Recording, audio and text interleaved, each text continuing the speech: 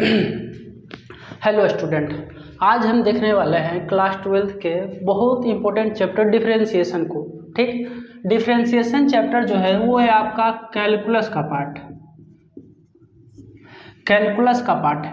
Calculus में आपको पढ़ना होता है लिमिट के बारे में, कंटिन्यूटी के बारे में, डिफरेंशिबिलिटी के बारे में,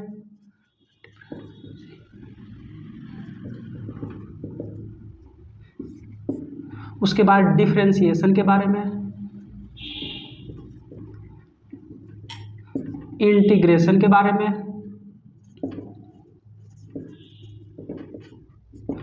डिफरेंशियल इक्वेशन के बारे में।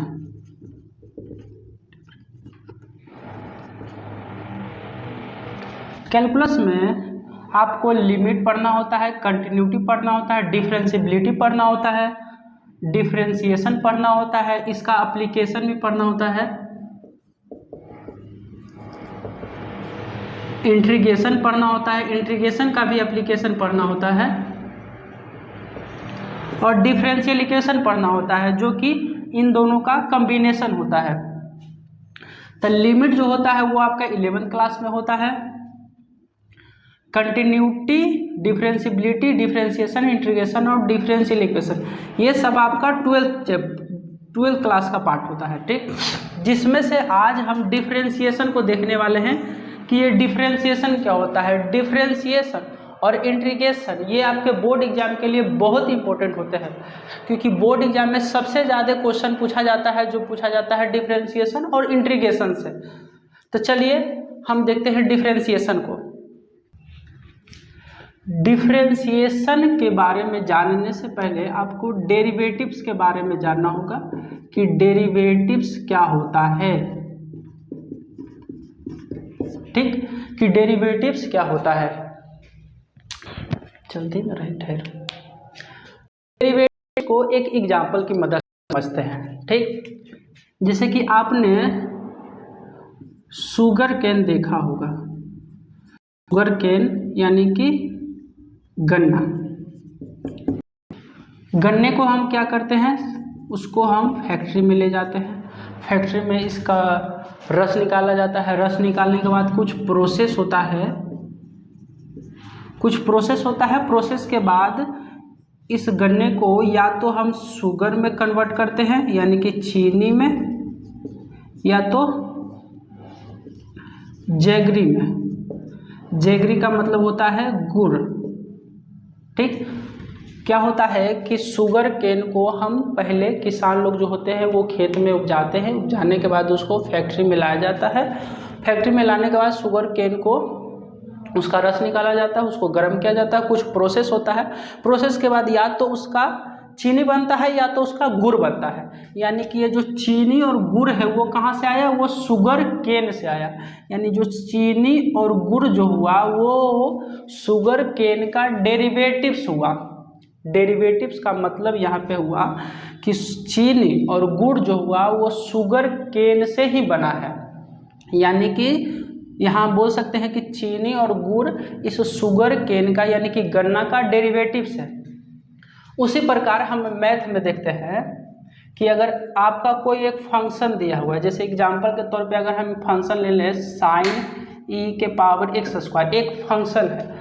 अगर हम इसका डेरिवेटिव्स निकालेंगे, डेरिवेटिव्स कहने का मतलब इसका जो हम डेरिवेटिव्स निकालेंगे तो ये आ जाएगा आपका cos e के पावर x² गुना में e के पावर x² और गुना में 2x। ये इसका निकला डेरिवेटिव्स। एक फंक्शन दिया हुआ है sin e x², इसका हम डेरिवेटिव्स निकाले cos e के पावर x², e के पावर x² और 2x। ये इसका डेरिवेटिव्स निकला। डेरिवेटिव्स निकालने में इसके बीच में जो प्रोसेस हुआ उसी प्रोसेस को बोला जाता है डिफरेंशिएशन। डिफरेंशिएशन एक प्रोसेस है जो कोई भी फंक्शन का डेरिवेटिव निकालने में मदद करता है। यानी कि डिफरेंशिएशन प्रोसेस है कोई भी फंक्शन का डेरिवेटिव्स निकालने में।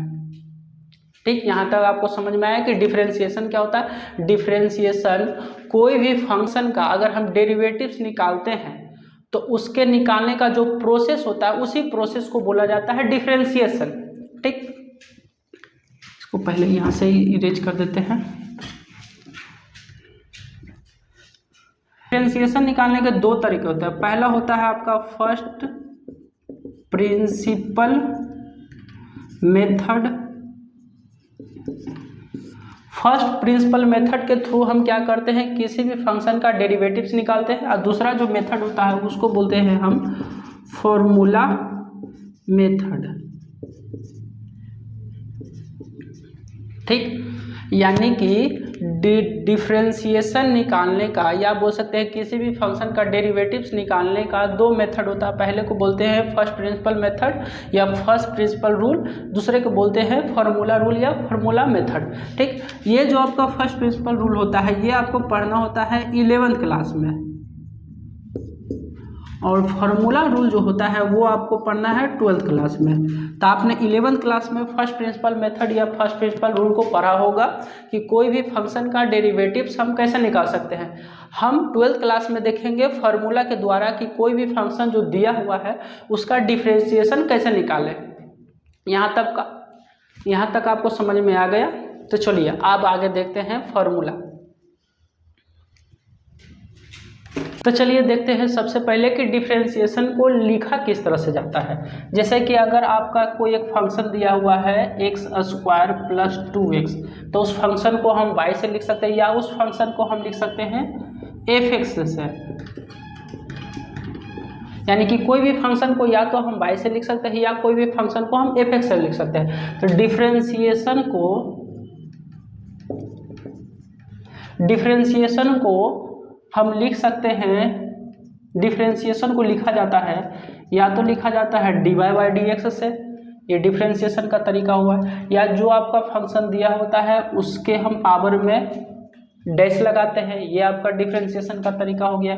या अगर ये फंक्शन के फॉर्म में दिया हुआ है तो इसको हम इस तरह से लिखेंगे df(x/dx), या तो हम इसके पावर में डैश लगा देंगे, इस तरह से लिखा जाता है। यानी डिफरेंशिएशन को इस तरह से लिख सकते हैं, या तो dy/dx के फॉर्म में, या तो कोई भी फंक्शन जो दिया होता है उसके ऊपर में हम डैश लगा देते हैं, तो ये भी एक डिफरेंशिएशन के लिखने का तरीका होता है।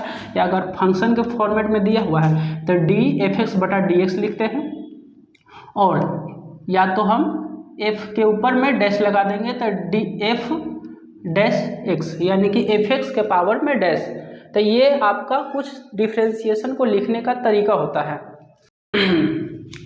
तो चलिए डिफरेंशिएशन के फार्मूला को देखते हैं।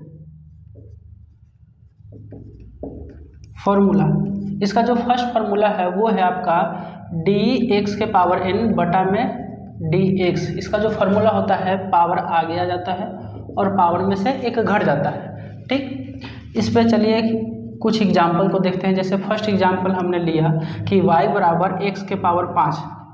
अगर हम इसका डिफरेंशिएशन करते हैं तो डिफरेंशिएशन करेंगे x के रिस्पेक्ट में, तो इसको हम लिखते हैं डिफरेंशिएशन, तो हम इसको लिखते हैं differentiation both side with respect to x। यानी जो भी आपका फंक्शन दिया होता है उसको अगर यहाँ पे x है तो x के रिस्पेक्ट में डिफरेंशिएट करेंगे, अगर t रहेगा तो t के रिस्पेक्ट में करेंगे, u रहेगा तो u के रिस्पेक्ट में करेंगे। ठीक, जो यहाँ पे आपका रहेगा उसके रिस्पेक्ट में हम डिफरेंशिएशन करते हैं। तो एग्जाम में जब भी आपको लिखना होगा तो आपको ये लाइन लिखना बहुत ज़रूरी होगा। तो इसको लिखने के बाद इसको आप डिफरेंशिएट करते हैं दोनों साइड, तो इसको लिखा जाएगा dy/dx, और ये हो जाएगा आपका y के जगह पे y का वैल्यू x के पावर 5, तब 5 को लिखेंगे। उसके बाद क्या करेंगे, ये जो पावर है, पावर का फॉर्मूला क्या होता है, जो पावर होता है वो पावर आगे आता है, यानी इसमें जो पावर है 5 ये आगे आएगा, और पावर में से घटता है, यानी ये जो पावर है 5 इसमें से घटेगा, यानी कि जो इसका आंसर हो जाएगा 5x के पावर 4। ठीक, जैसे कि अगर दूसरा एग्जाम्पल लेते हैं, y बराबर दिया हुआ है आपका x = 1/2, तो इसको भी हम करेंगे differentiation both side with respect to x। तो ये हो जाएगा आपका dy बाई डी एक्स बराबर dx के पावर 1/2 बटा में dx। अब क्या होगा, ये पावर जो है, पावर आपका अगर फ्रैक्शन में है तो फ्रैक्शन में ही आगे आएगा, तो ये जो 1/2 है वो आगे आएगा और 1/2 में से 1 घटेगा, तो ये हो जाएगा 1/2 और 1/2 में से अगर 1/2 में से अगर 1 घटा तो ये आपका कितना बचेगा, -1/2। तो ये आपका हो गया आंसर। चलिए दूसरा फार्मूला देखते हैं। तो दूसरा फार्मूला आपका है differentiation of sine x D x. Sine x का डिफ्रेंशिएशन होता है कॉस एक्स। तीसरा है डिफ्रेंशिएशन ऑफ कॉस एक्स बटा डी एक्स। कॉस एक्स का आपका डिफ्रेंशिएशन होता है माइनस साइन एक्स। चौथा है differentiation of tan x. Tan x का डिफ्रेंशिएशन होता है सेक स्क्वायर एक्स। पाँचवा है differentiation of sec square x बटा पाँचवा है डिफ्रेंशिएशन ऑफ सेक एक्स बटा डी एक्स। तो सेक एक्स का डिफ्रेंशिएशन होता है sec x into tan x. छठा है डिफ्रेंशिएशन ऑफ कॉट एक्स बटा डी एक्स। तो कॉट एक्स का डिफ्रेंशिएशन होता है माइनस कॉसेक स्क्वायर एक्स। अगर हम सातवां की बात करें तो सातवां आपका डिफ्रेंशिएशन का फॉर्मूला है कॉसेक एक्स का। तो कॉसेक एक्स का डिफ्रेंशिएशन होता है minus cosec x into cot x. आठवां जो होता है आपका लॉग एक्स। लॉग एक्स का डिफ्रेंशिएशन होता है 1/x। नौवां अगर हम देखें डिफ्रेंशिएशन ऑफ एक्सपोनेंशियल फंक्शन यानी e के पावर x का, तो e के पावर x का जो फॉर्मूला है वो सेम ही हो जाता है। अगर एक और फार्मूला देखें डिफ्रेंशिएशन ऑफ a के पावर x, तो a के पावर x का फार्मूला हो जाएगा a के पावर x log a। ठीक, ये कुछ फार्मूले हैं, ये कुछ बेसिक फार्मूले हैं डिफ्रेंशिएशन के, जिसका यूज कर हम कोई भी फंक्शन का डिफ्रेंशिएशन निकालते हैं। बस आज के लिए इतना ही। हम अगली वीडियो में समझेंगे कि कंपोजिट